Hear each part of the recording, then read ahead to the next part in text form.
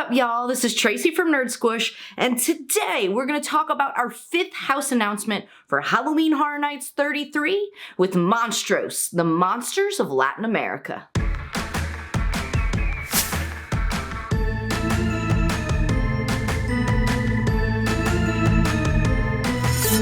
That's right, ladies and gentlemen. Halloween Horror Nights and Universal Studios, they're back at it again. They're giving me whiplash with the way they're slinging out these announcements. And we finally have our number 5. Now, this 5th original house is actually something that we saw at the Hollywood event last year. Hollywood is pretty big about incorporating Latin American monsters and folklore into their event, and this house won House of the Year last year, so we got a pretty good one, it seems, coming our way. The title for this house is Monstruos, the Monsters of Latin America, and the description is as follows. But before we get into that description, I'm going to put a little warning here, okay? Because we got some things in Spanish here, alright? I'm not a Spanish speaker. I took like 2 years of Latin, but I've kind of had like a weird relationship with learning foreign languages in school because I switched schools a bunch of times, and like every time I had to like either start over or switch to a new language. So it was like 5 years of French, 2 years of Spanish, 1 year of Latin, let's switch back to French. So you know what that means? I don't know anything. I barely know English over here. I'm struggling. That was a lot of information that you probably didn't need, but I just wanted to put that warning out there and let y'all know that I'm probably not going to say a lot of this right. So before you come at me in the comments, just know that I know. I know it's not right. I'm doing the best I can. Ten cuidado.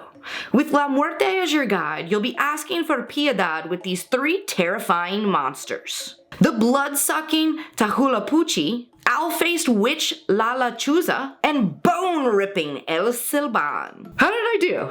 Someone let me know. Did I get like any of those words right? Okay, let's break this down. First little thing in our description, ten cuidado. It means be careful. So it mentions that you have a guide in this house, La Muerte, which simply means death. So that's like a Grim Reaper type character. And he's gonna help you through this process because you're gonna meet 3 monsters that are gonna have you asking for piedad? Is that how you said it? I can't see. I said it originally. I think I probably did pretty good. Now it's just failing.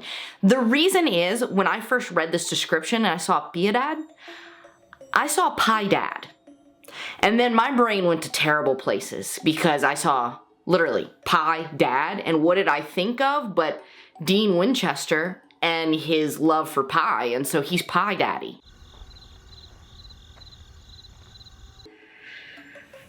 I know. And this is why my brain just self-sabotages me on the daily. But anyway, what that word means is like a devotion to a religion or a god. So what that means is these monsters are so terrifying that when we meet them, whether you're in religion or not, you are gonna be praying for someone to save you.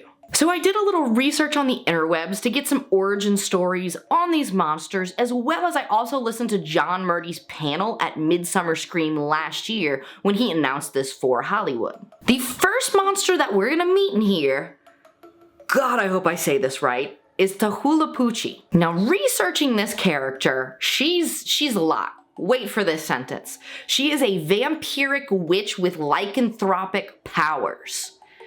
What does that mean? Let's break this down. So, this is a creature that when they're born, they don't even know that they're this creature. They don't actually fully manifest these powers until they hit puberty. With their vampire tendencies, they like to feast on the blood of infants. Now that being said, they can feed off of anyone, any age, but they definitely prefer the blood of infants. Okay, so now here's where it gets weird. This creature, this monster, can change the shape of her body. Okay, so that's where this lycanthropic powers, the shape-shifting comes in.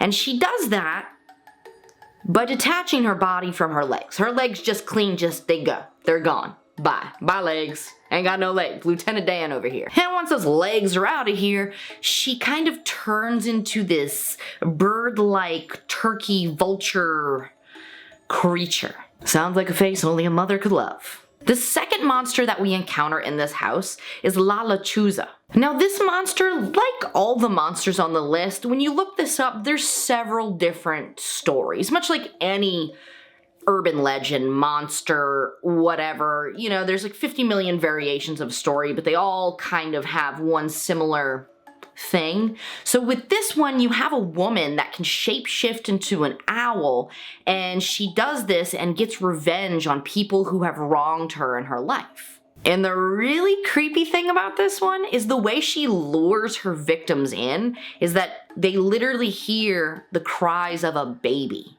And they think, oh, there's a baby in danger. Let me go save it.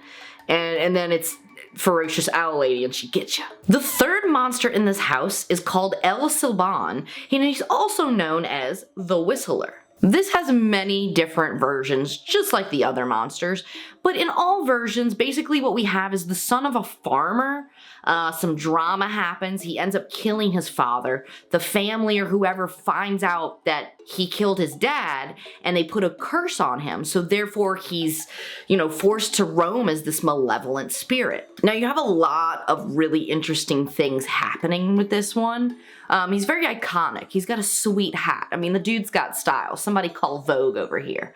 But what's interesting is that in one of them, like, he's cursed to carry like the sack of his father's bones.